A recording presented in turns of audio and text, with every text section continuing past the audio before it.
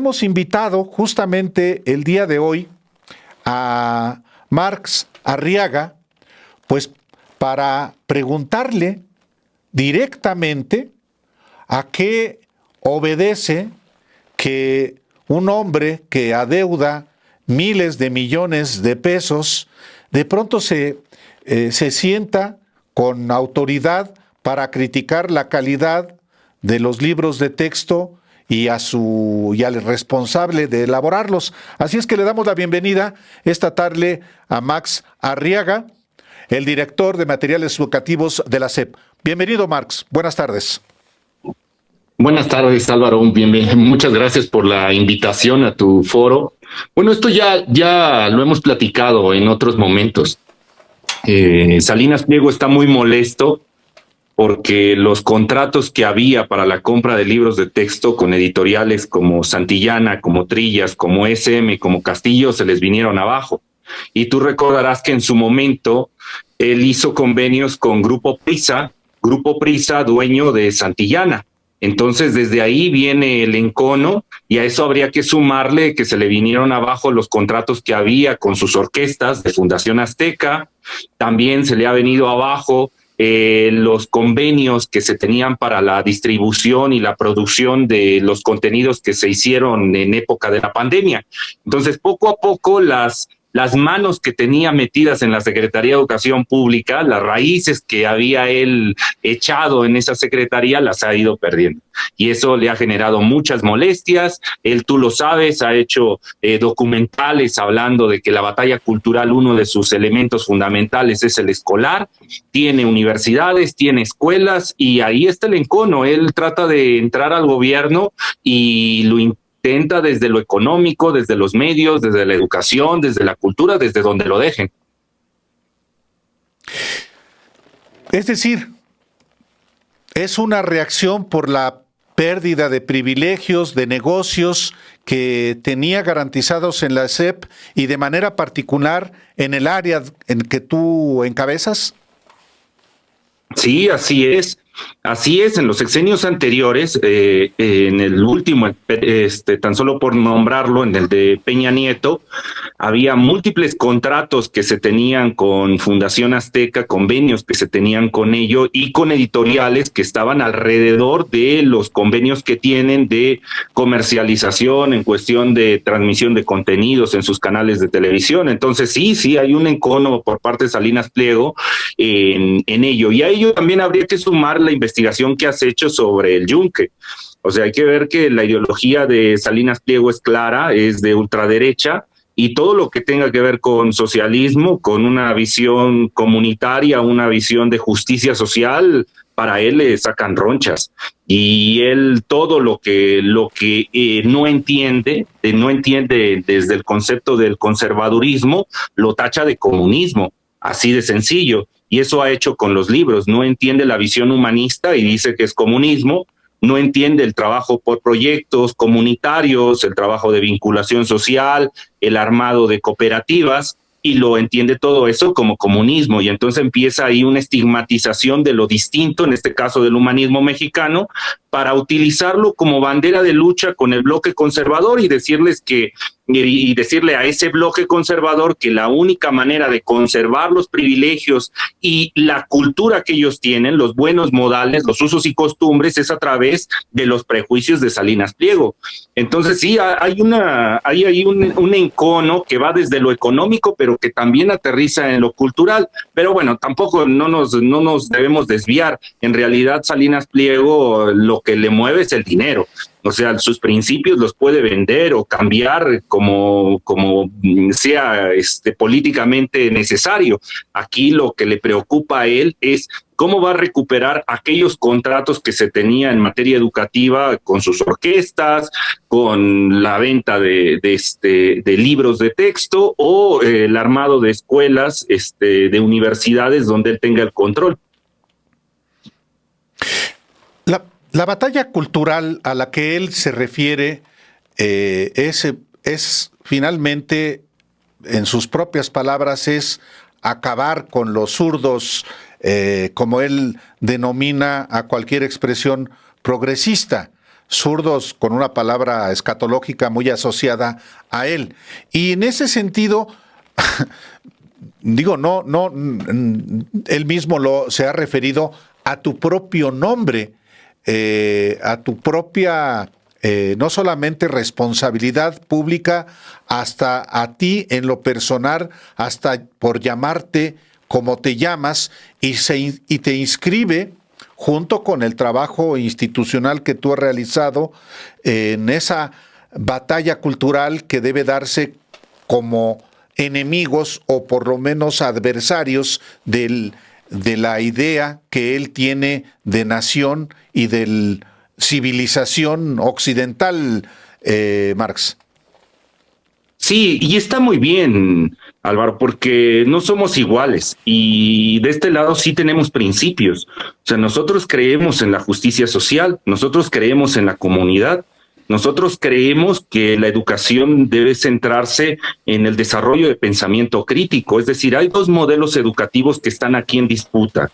Uno, el que él encabeza, que ve la educación como un privilegio, en donde ve la educación como un negocio, y ha estructurado todo un entramado en sus medios de comunicación para que la gente compre sus productos, ese modelo educativo que privilegia a algunos cuantos, y el nuestro, el del humanismo mexicano, el de la nueva escuela mexicana, en donde ve la educación como un derecho, en donde ve la educación como una obligación del Estado, en donde la educación no se le delega a particulares, a privados, sino se hace la formación de una ciudadanía, de una nueva subjetividad que enfrente los retos sociales, los problemas sociales que estamos viviendo. Y eso es lo que hoy está en disputa. Hoy últimamente ha subido Salinas Pliego a la discusión educativa porque ha visto algunas fisuras. Ha visto que en algunos estados, voy a poner 11 en particular, que el 5 de diciembre, si tú recordarás, en la Feria Internacional del Libro de Guadalajara, firmaron un convenio con UNESCO y con la Fundación Natura, que es la fundación que maneja diferentes consorcios como Avon. Ellos firman, esos 11 estados, un convenio con estos privados para alfabetizar, es decir, Avon se quiere dedicar a alfabetizar a los niños y niñas de nuestro país. Ya no solo quiere vender cosméticos, sino ahora en estas acciones filantrocapitalistas que tienen estos conglomerados, pues quiere dedicarse para lavarse la cara de los negocios que generan y del lucro que hay, pues quieren dedicarse, según ellos, a la cuestión de la alfabetización. Y 11 estados conservadores, Aguascalientes, Chihuahua, Durango, Baja California, Coahuila, Yucatán, Quintana Roo, firmaron el convenio. Y ahí se empezó una disputa al interior de la Secretaría de Educación Pública, una discusión de hasta dónde eso avanza con la privatización educativa, porque tenemos un marco legal. Hay unas reglas que tú sabes que se legislaron, se hizo un cambio, una reforma al artículo 3, la Ley General de Educación, y y se generó un plan de estudios nuevo, el Plan de Estudios 2022. Bueno, pues estas organizaciones pues se están saltando la ley y están generando un nuevo modelo educativo que continúa lo que había dejado Aurelio Nuño y Peña Nieto en su sexenio. Eso sucedió con la firma 5 de diciembre. Y entonces hubo una queja de materiales educativos hacia esos estados, y ahí Salinas Pliego sube al tema diciendo que la libertad debe ponerse por delante y que los libros son comunistas y que necesitamos regresar a ese tipo de educación que planteaba Aurelio Nuño y Peña Nieto en una cuestión de formación de capital humano, de obreros. Pero a ver, son 11 estados conservadores y tú mencionas Baja California, Yucatán y Quintana Roo, que gobierna Morena, Marx. Pues sí, aquí también está buena la pregunta, porque también habría que sumar ahí a Veracruz, que firmó el convenio. Hay algunos estados que despistados que todavía... Esto es muy interesante, Álvaro, y qué bueno que lo colocas, porque no porque el gobierno o las cabezas sean de Morena, eso quiere decir que todas las instituciones están teniendo una visión progresista o en este caso sobre el humanismo mexicano. Vemos que en la operación de muchas instituciones, en el día a día, se siguen replicando viejas prácticas. En este caso, una vieja práctica que se tiene en el sector educativo es delegar la responsabilidad que tiene el Estado en la formación de la ciudadanía a terceros, a organizaciones civiles que llegan con la careta de los buenos, de los filantrópicos, de una gente que viene a ayudarnos, y entonces el Estado, en lugar de asumir la responsabilidad, se la delega a esas organizaciones civiles. Entonces aquí se junta el hambre con las ganas de comer. Unos estados que en realidad creen en esa visión conservadora en donde los estudiantes deben ir a la escuela a memorizar, y otros estados que si bien tienen una visión progresista y que creen en la justicia social, les da un poquito de flojerita llevarla a cabo y le delegan eso a Abón y le dice, bueno, Abón, si tú quieres venir a ayudarnos en la alfabetización, pues tienes las puertas abiertas, y van y firman los convenios. 11 estados, sin duda, hay unos que duele, que dice uno, ¿por qué están firmando estos estados que tienen tradición de lucha, como es el caso de Veracruz, un convenio de Abón para alfabetizar? Y claro, aquí hay que subir, Álvaro, el papel que hace Salinas Pliego y los medios de comunicación, porque entonces criminalizan la visión progresista del humanismo mexicano y dicen, es que ese no es el camino. El camino es que nuestros estudiantes aprendan a leer, escribir, sumar y restar. Eso es lo único que tienen que ir a aprender a la escuela.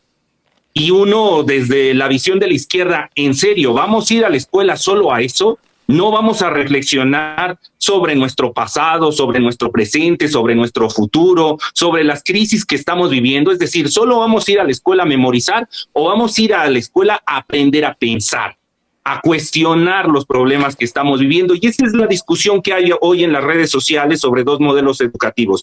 Uno conservador, que plantea Salinas Pliego, y el modelo progresista de la Cuarta Transformación. Y también hay al interior de la propia Secretaría de Educación Pública esta visión, Marx, porque ha sido cuestionado inclusive por los diferendos que tú has tenido o tienes con no solo el secretario Mario Delgado, sino con la subsecretaria de Educación. Bueno, ahí creo que también se ha exagerado un poco porque lo hacen ver como si esto fuera una disputa entre personas que tienen un capricho de tener el control de una institución, y esto no es así. En realidad son compañeros, todos venimos de una formación de izquierda, pero a veces en lo que tienen de institución, las viejas prácticas que están ahí no las quieren desechar.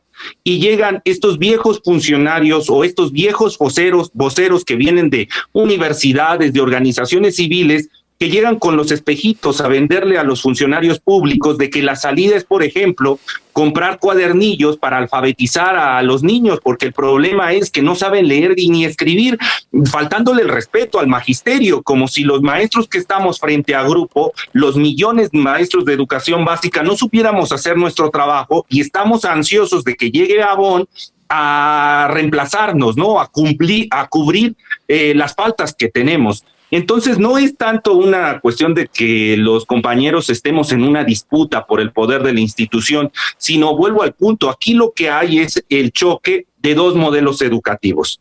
Un modelo que se centra en la memorización, en donde el niño va a pasar pruebas estandarizadas, hacer exámenes y tener una calificación, una certificación, y el humanismo mexicano, que implica el desarrollo de una conciencia crítica, que los estudiantes van a la escuela no a memorizar, sino a cuestionar su realidad, a hacer una lectura de la realidad para encontrar cuáles son las injusticias y desigualdades que hay en sus territorios y en comunidad tratar de resolverlas. Esto segundo, a algunos, en especial a los empresarios como Salinas Pliego, les molesta, porque ellos no quieren gente que piense, ellos quieren gente obediente, que cuando les digan, tienes que hacer esto, contesten, sí, patrón. No buscan la formación de un pensamiento crítico, de hecho le tienen miedo, por eso generan todas estas campañas de desprestigio al humanismo mexicano y a la nueva escuela mexicana, porque lo ven como un peligro. Si el día de mañana las promesas de la nueva escuela mexicana se llegan a cristalizar y vemos una ciudadanía crítica desde la educación formal, porque sabemos que México está lleno de pensadores y de luchadores sociales, eso está ahí, pero esos luchadores sociales no se formaron en las escuelas, se formaron en las calles, en una educación no institucional. Pero imagínate si desde las escuelas estuviéramos formando el pensamiento crítico que adquirimos en la calle, que adquirimos en la lucha social, si desde la escuela se fomentara la lectura de la realidad, el poder contemplar las injusticias y tratar de resolverlas, es decir, utilizar la ciencia y la tecnología para resolver los problemas sociales. Bueno, pues eso le tiene pavor Salinas Pliego y todos los empresarios conservadores. Ellos lo único que quieren es una mano de obra sumisa y por eso insisten en que en la escuela, en especial en educación básica, solo tienen los niños que aprender a leer, escribir, sumar y restar. Yo aquí le digo a los compañeros, a todos los que nos escuchan, que tengan confianza en la nueva escuela mexicana. También se aprende a leer, escribir, a sumar y restar, solo que esos conocimientos no se quedan como algo memorizado, sino se ponen al servicio de la comunidad para resolver los problemas sociales. Entonces, que no caigan en las campañas negras de Salinas Pliego, donde hacen ver que el humanismo mexicano es un cáncer o es el comunismo. No, es una visión, es un modelo educativo distinto, no conservador, es un modelo progresista en donde se forma una nueva ciudadanía que es más consciente de lo que está pasando en su entorno y que utiliza la ciencia y la tecnología para resolver los problemas. Hay también quienes se muestran alarmados porque tú has llamado a organizar contrapesos reales frente a los poderes hegemónicos y los operadores políticos al interior de, pues, del magisterio, de la propia Secretaría de Educación. Al interior mismo de la SEP hay quien dice, ¿qué está pasando?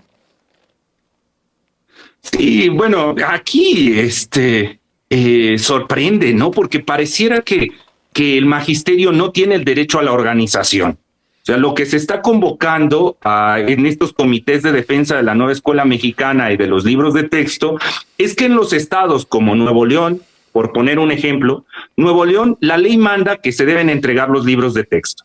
Pero, por ejemplo, Nuevo León decidió no entregar los libros a los maestros. Los libros de los maestros, ningún maestro en Nuevo León en estos 3 años los recibió. Nuevo León se saltó la ley y dijo, yo no los entrego. Y la Secretaría de Educación Pública, las áreas que deberían estar vigilando que se haga esa entrega, pues se coluden con ellos y para no meterse en problemas dejan que Nuevo León haga lo que quiera. Y lo mismo pasa en Chihuahua, y lo mismo pasa en Coahuila, y lo mismo pasa en Aguascalientes, y lo mismo pasa en Yucatán. Entonces, en estos estados que son un bloque cerrado, Querétaro, Guanajuato, pues necesitamos que el magisterio esté organizado y que defienda la nueva escuela mexicana, que defienda la Constitución, porque ya vimos que la misma institución está poniendo frenos, en este caso la Secretaría de Educación Pública no quiere hacer valer el plan de estudios o el artículo 3º por no meter en problemas a aquellos estados conservadores. Bueno, lo que se está solicitando es, si no vamos a tener una institución, una secretaría que vele por el artículo 3º, la Ley General de Educación y el plan de estudios y los libros de texto porque no lo quieren hacer, porque les da pereza o porque tienen convenios con esos estados conservadores, pues lo hará el maestro organizado. Ahora hay que entender que el magisterio no es el enemigo, sino sigue siendo Estado. Es decir, si aquella institución, aquella dependencia, aquella dirección general no quiere hacer su trabajo para que Nuevo León, en este caso Nuevo León o Jalisco, aplique la nueva escuela mexicana como lo dice el plan de estudios, pues lo hará otra estructura estatal, en este caso el magisterio organizado, que lo que busca esta convocatoria es vamos a organizarnos para defender el artículo 3º, el plan de estudios y los libros de texto, es decir, que nos dejen hacer nuestro trabajo conforme lo manda la ley. Pero esto que parece contradictorio para gente conservadora como Salinas Pliego es otra vez un atentado contra su conservadurismo, porque lo que quiere es regresar al modelo de Peña Nieto. Quiere regresar a los contratos que se quedaron ahí en el escritorio de Aurelio Nuño. Quiere regresar a lo que ellos llamaron aprendizajes clave. ¿Qué son los aprendizajes clave? Pues ya te lo imaginarás, un listado de cualidades, de competencias que cada estudiante debe tener, como si fuera un checklist. Entonces ellos quieren regresar a eso, porque en ese checklist ellos pueden hacer libros o materiales o capacitaciones para enfocarse en cada uno de esos elementos de la lista. La nueva escuela mexicana no va de checklist, no va de listitas. No cree que todos los estudiantes sean iguales, cada uno tiene características distintas, y los profesores, que son profesionales de la educación, adaptan la currícula para atender las necesidades de cada uno de esos estudiantes. Bueno, pues eso el conservadurismo no lo quiere, porque ahí no hay negocio. Ellos quieren que todos vean lo mismo en el mismo tiempo y en el mismo momento, para que entonces en esa estandarización puedan hacer negocios vendiendo materiales educativos o vendiendo cursos a los maestros o a los mismos estudiantes. Y ahí está la disputa. La disputa es muy sencilla, en un modelo que comercializa la educación frente a otro que trata al sujeto, al estudiante, como ser humano, como un sujeto pleno, lo reconoce desde la diversidad y desde ese reconocimiento arma el modelo educativo. Y pues bueno, en eso está, esos son los comités, es la organización magisterial para la defensa del humanismo mexicano. Por último, Marx, la presidenta Claudia Sheinbaum apenas, pues hace 2 días, fue ayer, se refirió a pregunta expresa a tu permanencia como director de materiales educativos. Le preguntaron si vas a mantenerte en tu cargo, y ella dijo, ya dependerá de él. ¿Tú quieres seguir al frente de la dirección de materiales educativos? Yo respeto mucho a la institución, respeto mucho a nuestra presidenta, la estimo muchísimo, es un modelo a seguir, el trabajo, la luchadora social que es todo un ejemplo.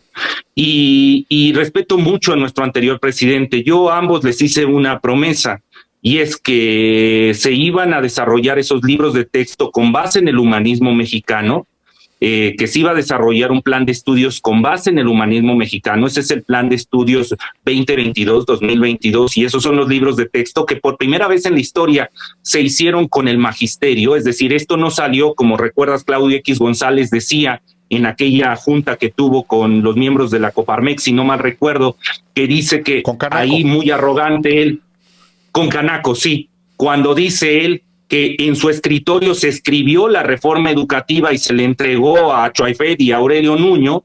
Bueno, pues en este caso la reforma educativa, el plan de estudios y los libros de texto no se hicieron en un escritorio, no los hizo Mexicanos Primero, se hicieron con la base magisterial.